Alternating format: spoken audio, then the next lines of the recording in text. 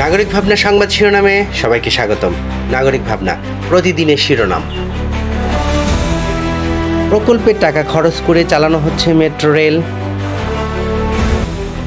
চলতি বছরে ডেঙ্গুতে মৃত্যুর সংখ্যা 101, হাসপাতালে ভর্তি আরও 448 জন। ডাকসু নির্বাচনে পূর্ণ তফসিল, 11 সেপ্টেম্বর ভোট গ্রহণ।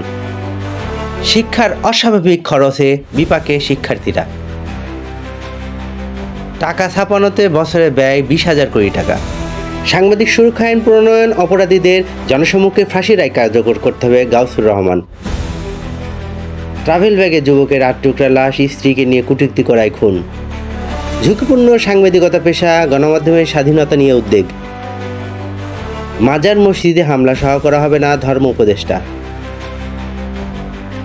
সড়ক উপদেষ্টার আশ্বাসে পরিবহন ধর্মঘট প্রত্যাহার। এনবিআরে 5 বছর পর্যন্ত কারাদণ্ডের ব্যবস্থা।